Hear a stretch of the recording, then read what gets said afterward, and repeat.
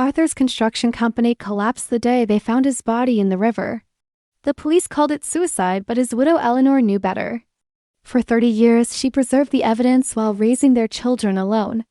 Now, at 68, she's executing the revenge plan they designed together.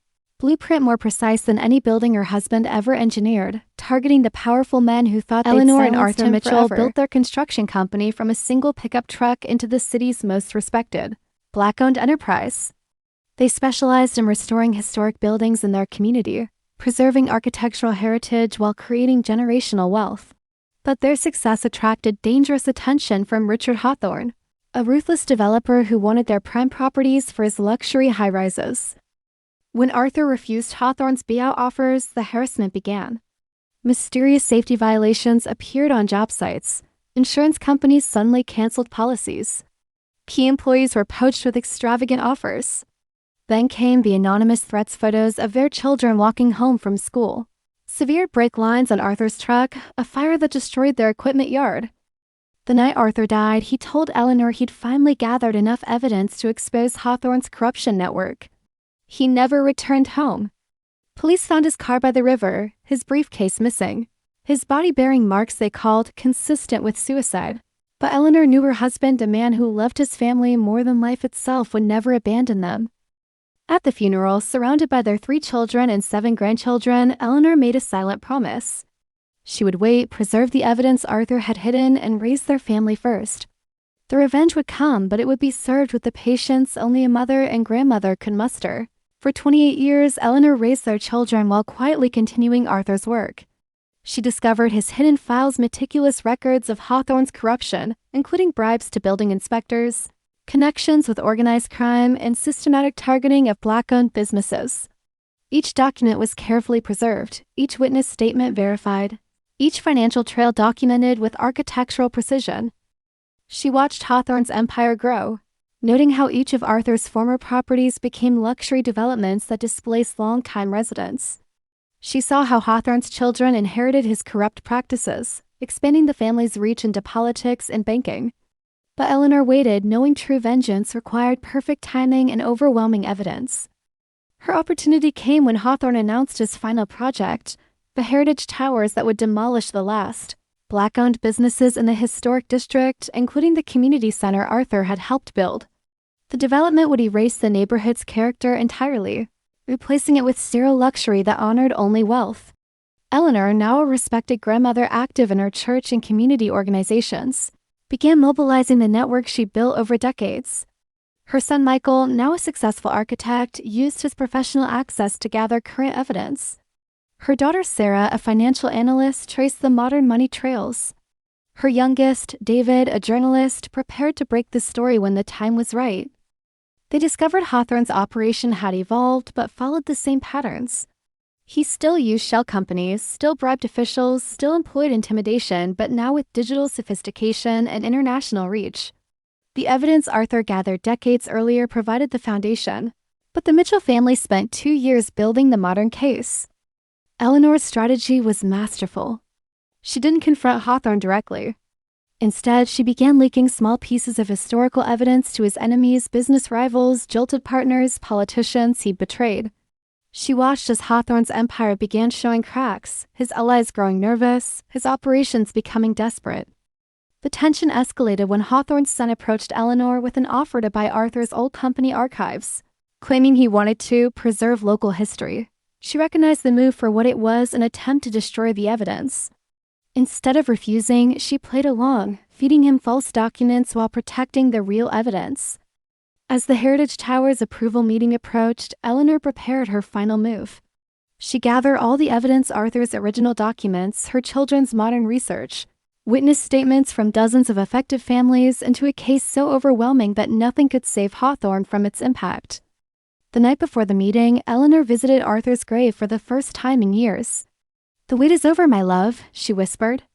"Our children are safe, our grandchildren are strong, and tomorrow, everyone will know the truth." She placed a single white rose on his headstone, the same gesture he'd made every anniversary of their meeting. The city council chamber felt like a cathedral of justice waiting to be consecrated. Eleanor arrived precisely on time, accompanied by her 3 children and their families. At 68, she moved with the dignified grace of a woman who had earned every one of her silver hairs through struggle and survival. She carried Arthur's original leather briefcase, its contents now supplemented by 3 decades of additional evidence. Hawthorne arrived with his usual entourage: lawyers, architects, political allies, all radiating the arrogant confidence of men who believed power could never be challenged. He didn't notice Eleanor's family spread strategically throughout the room, each member holding copies of key documents, each prepared to play their role in the carefully choreographed revelation. The meeting began with Hawthorne's team presenting glossy renderings of heritage towers, complete with promises of economic growth and urban renewal. They spoke of progress and modernization, using language designed to mask the destruction of community heritage.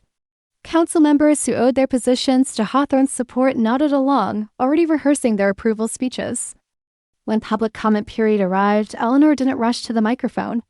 She waited until Hawthorne's team had fully committed to their narrative, until every false promise hung in the air like toxic perfume. Then she stood, Arthur's briefcase in hand, and walked slowly to the podium with the measured steps of someone who had waited 28 years for this moment. "My husband, Arthur Mitchell, should be standing here today," she began, her voice clear and steady despite the emotions churning beneath the surface. "He built over 200 homes and businesses in this community. He believed in preserving our history while building our future. He was murdered for that belief." She opened the briefcase and began what would become known as the Mitchell presentation, a methodical, devastating exposure of corruption that held the entire room captive. She started with Arthur's original evidence, photographs of Hawthorne's thugs vandalizing job sites, recorded conversations about bribing officials, financial records showing money trails to corrupt inspectors. Then she introduced the modern evidence her children had gathered. Michael displayed architectural analyses proving how Hawthorne's developments systematically destroyed historic Black neighborhoods. Sarah presented financial records showing money laundering through offshore accounts. David played recordings of Hawthorne's children discussing how to handle the Mitchell problem using the same tactics that killed their father. The room descended into chaos as Eleanor revealed that Hawthorne's developments weren't just corrupt, they were environmentally catastrophic, built on contaminated land with falsified safety reports. She showed how his luxury towers had structural defects that would endanger residents, how his green spaces were actually toxic waste sites covered with thin layers of soil. Hawthorne tried to interrupt, shouting about defamation and lawsuits, but Eleanor continued uninterrupted. She'd anticipated his every move, prepared for every objection. When he threatened legal action, she revealed she'd already filed racketeering charges with the federal government. When he called her evidence forged, she produced original documents with verification from handwriting experts. The turning point came when Eleanor played a recording none of her children had known existed: Arthur's final message, recorded the afternoon of his death. His voice, strong and clear, detailed every aspect of Hawthorne's operation and ended with these words: "If anything happens to me, know that I love this community enough to die for it, and I trust my Eleanor to make things right." In the stunned silence that followed, federal agents entered the chamber. They moved not toward Eleanor, but toward Hawthorne and 3 council members. The evidence had been submitted weeks earlier, the arrest timed for maximum impact. As handcuffs clicked shut, Eleanor looked toward the ceiling, a single tear tracing the lines of a face that had waited nearly 3 decades for this moment. She hadn't just exposed corruption. She had orchestrated its collapse with the precision her husband would have admired. The blueprint for revenge, designed by an architect and executed by his widow, was finally complete. In the years that followed, the city underwent a renaissance guided by Arthur Mitchell's original vision rather than Hawthorne's greed. The Heritage Towers site became the Mitchell Family Community Complex, featuring affordable housing for seniors, a vocational training center, and a museum celebrating the neighborhood's Black architectural heritage. Eleanor, though in her 70s, served as chairwoman of the development committee, ensuring every decision honored her husband's legacy. The Mitchell children found healing in continuing their parents' work. Michael launched an architecture firm specializing in community-centered development, training young Black architects in both design and ethical practice. Sarah created a financial literacy program helping minority business owners protect their assets from predatory developers. David established an investigative journalism fund supporting reporters covering corporate corruption. Hawthorne's empire crumbled completely. He received a 25-year sentence for racketeering, murder for hire, and environmental crimes. His children faced their own legal consequences, and the family's assets were largely distributed to the communities they had harmed. The victory felt less like celebration and more like restoration, the writing of a moral universe that had tilted too long toward corruption. Eleanor's most profound impact came through the Mitchell Justice Foundation, which provided legal support to families fighting predatory development. Using Arthur's meticulous documentation methods and her own hard-won wisdom, she created a replicable system for communities to protect themselves. The foundation's first major victory stopped a Hawthorne's developer from displacing a Latino neighborhood, proving the Mitchell approach could protect any vulnerable community. On the 30th anniversary of Arthur's death, Eleanor gathered her family at the community center that bore his name. Her grandchildren, now young adults pursuing careers in law, urban planning, and education, understood they were inheriting not just a story of tragedy, but a legacy of resilience. The oldest, studying architecture like her grandfather, had already begun documenting development patterns in her college town.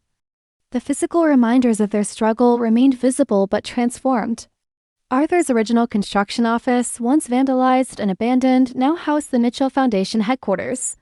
The river where he died featured a memorial garden where couples married and children played. Even the council chamber where Eleanor confronted Hawthorne served as a regular venue for community meetings, its history reminding officials of their accountability. Eleanor's final public speech, delivered at 80 to a new generation of activists, contained the wisdom of her journey. Vengeance isn't about destruction, it's about construction. Not about tearing down what harmed you, but building what should have existed all along. The most powerful revenge is creating a world where the injustice you suffered cannot be repeated. When Eleanor passed at 85, the entire city mourned. But her family understood she'd achieved the peace she deserved. The last entry in her journal read, "The blueprint is complete. The foundation is strong. The building continues." The Mitchell legacy now extends far beyond their family. Urban planning schools teach Arthur's community-centered approaches. Law schools study Eleanor's strategic use of evidence. Most importantly, neighborhoods across the country use their methods to protect their homes and histories. As new buildings rise where Hawthorne's towers were planned, as children play where corruption once festered, the truth Eleanor fought to establish remains clear: that love outlasts greed, that community defeats corruption, and that some blueprints drawn with justice and executed with patience can withstand even death itself.